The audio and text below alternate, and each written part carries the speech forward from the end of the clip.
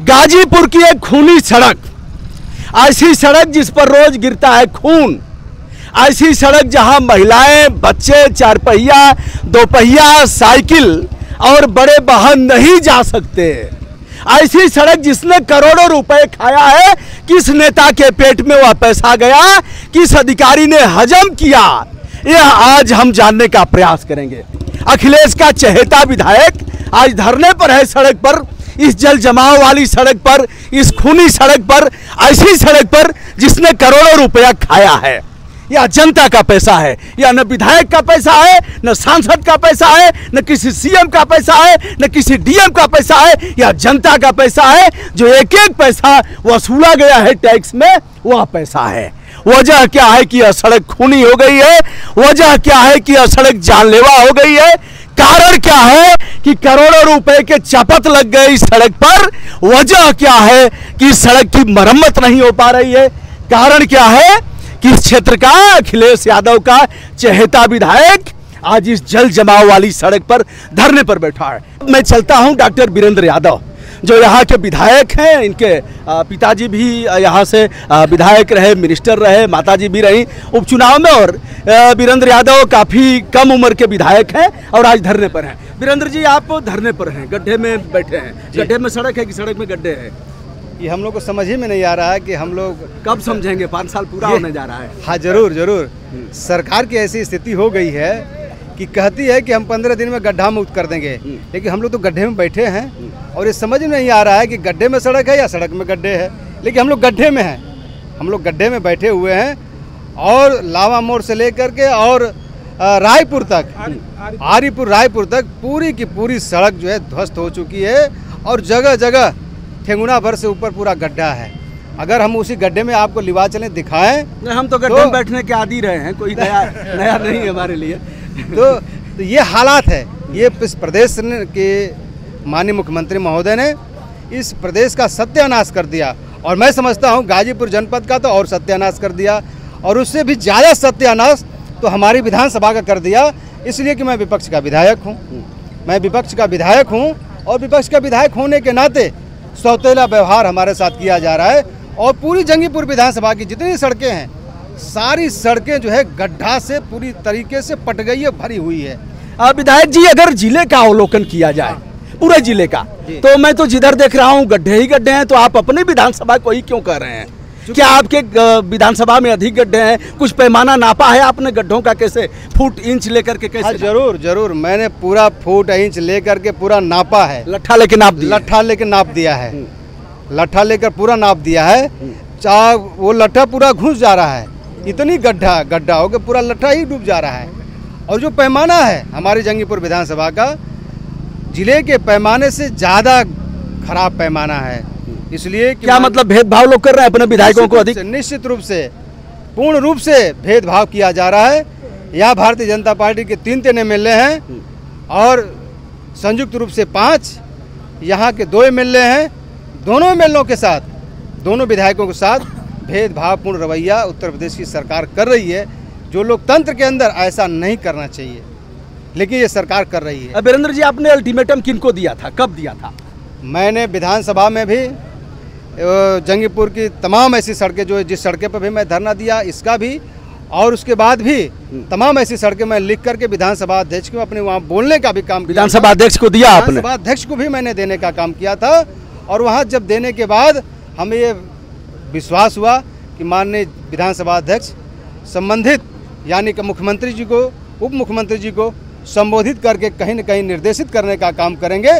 लेकिन आज तक निर्देश नहीं आया। इसके बाद मैंने डीएम महोदय को लिख करके पत्रक दिया कि अगर ये मार्ग 15 दिन में नहीं बनेगा तो मैं जो है धरना और प्रदर्शन करने का काम करूंगा। अखिलेश के युवा विधायक नियमों के भी जानकार हैं।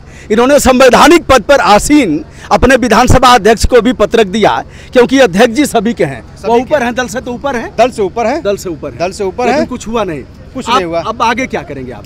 आगे मेरा धरना चल रहा है और धरना अनवरत चलेगा जब तक इस सड़क पर जिम्मेवार अधिकारी कोई आकर यहाँ आश्वासन नहीं देता है कि मैं 10 दिन में, 1 हफ्ते में इस सड़क को बनवाने का काम करूंगा, तब तक मेरा धरना चलता रहेगा। वीरेंद्र जी, आपको मैं ले चलूंगा 15 अगस्त 2015 को। कुछ लोगों ने यहाँ कई दिन तक आंदोलन किया था, फिर जाम वाम हुआ, कुछ सड़क जाम हुआ, बस के शीशे उसे टूटे और हजारों लोगों पर अपराध दर्ज हुआ, कुछ नामजद और कुछ लोग जिला बदर हुए, क्या क्या हुए। वो लोग कहाँ हैं आज? वही तो मैं पूछना चाहता हूँ।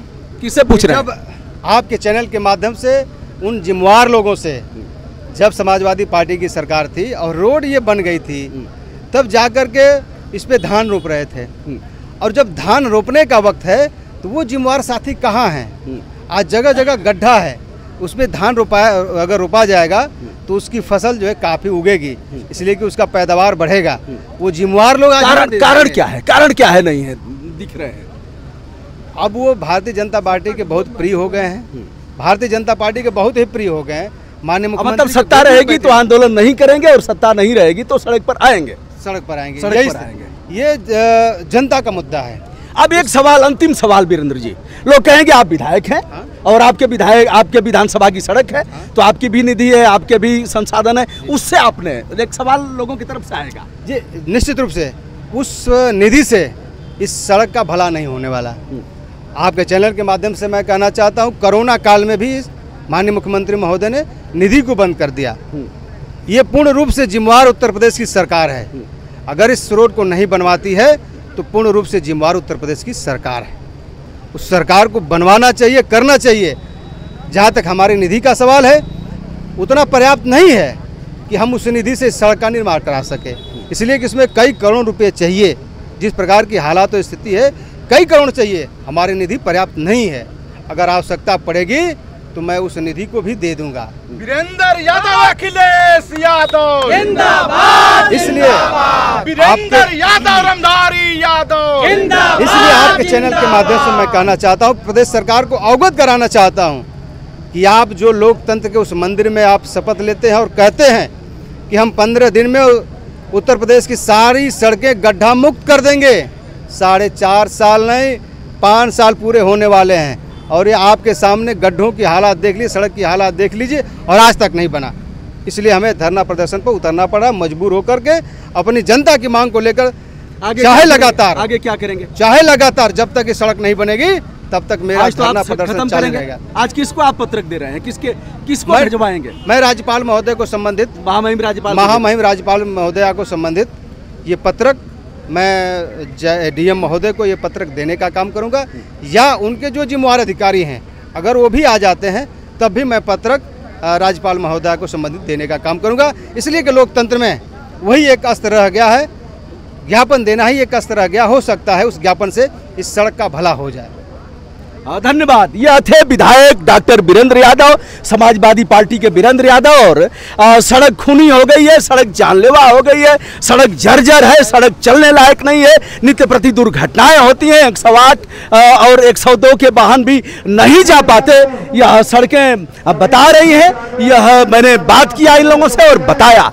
दोस्तों, यह सड़कों की जिम्मेदारी मेरी भी थी और हमने भी किया है, तमाम जन आंदोलन किया है। दोस्तों, मैं हूं ब्रजभूषण दुबे, यूट्यूब चैनल ब्रजभूषण मार्कंडेय से। आज जंगीपुर सुबाखरपुर मार्ग पर इस धरना स्थल पर बहुत बहुत धन्यवाद।